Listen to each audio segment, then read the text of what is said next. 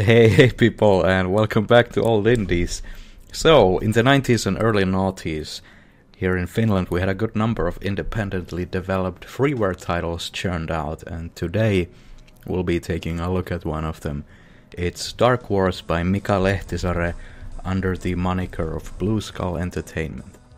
Now, it is a Games Factory title, but that doesn't mean I'm taking any credit away from the developer. In fact, there's quite the amount of original assets in this game, which is commendable. So in Dark Wars, you create your own Finnish budget space marine by choosing from a handful of preset faces, and then you get up with a whole lot of guns and grenades and go out and shoot stuff. It's simple enough, really. One uncommon inclusion for the time on the inventory management department was having to restock your ammunition between levels. So after you've bought your ballistic punitive xenomorph skull excavators, you're thrown into this 2D side-scroller level where you have to fight waves after waves of enemies, screen after screen.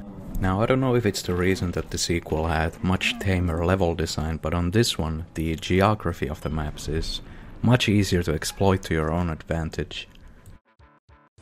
For example, as you can see on this screen, I've managed to corral all the enemies into this little hole on the ground, and then I just get to spam nades in there. And now, although it might look safe, the enemies with firearms actually have this sort of 45-degree cone in which they can shoot up and down slopes.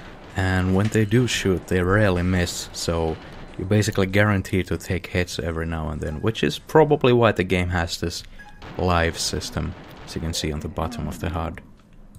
Now, all these nice little details don't really matter if the gameplay is shit, so is it?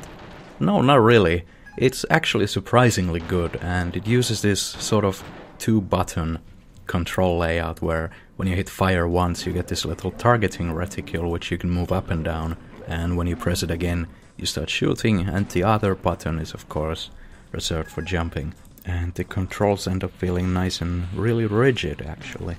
And this responsiveness is actually quite needed, since this game got a lot more creative with the environmental hazards over its sequel. There's like these missiles falling down, some levels have Tesla cannons and stuff over the spike pits that the second game starts using a lot. Which reminds me that a lot of these levels have quite a bit of identity going on. They look different and each of them quite nice. The soundtrack's there and the hazards are pretty appropriate for the stages.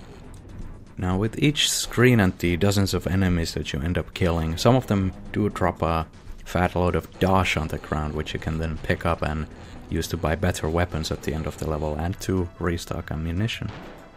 And speaking of guns, they're of course a big draw in a game like this, and there's a nice variety. There's your machine guns and shotguns going all the way, and to flamers, rocket launchers, Tesla guns, and then there's even 3 varieties of grenades, so it's all good. So it's certainly got enough moving parts to keep it refreshing, although I can't speak much for the enemy variety, because apparently I'm really shit at the game.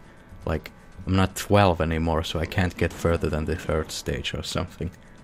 And as if being bad wasn't bad enough, there's the issue of old games and modern technology, because a few levels in and the game actually started to break on me. There's a huge little looping sound error, and the game wouldn't progress even a single frame forward unless I was pressing or mashing a key rather. And the game also does that sort of hiccup thing between loading the MIDI tracks whenever it loops. Technical issues aside, it still plays and runs pretty damn well. It feels good, it sounds good, and it's just plain good, so play it. And I know I will, because it's still a part of my childhood and a game that I remember fondly, much like its sequel, which I covered in my old channel, and you should probably check that one out too. Yeah, for now, this has been Old Indies, or whatever the heck we or I or us end up calling this series, so thank you for watching, and I'll see you in the next one. Bye bye!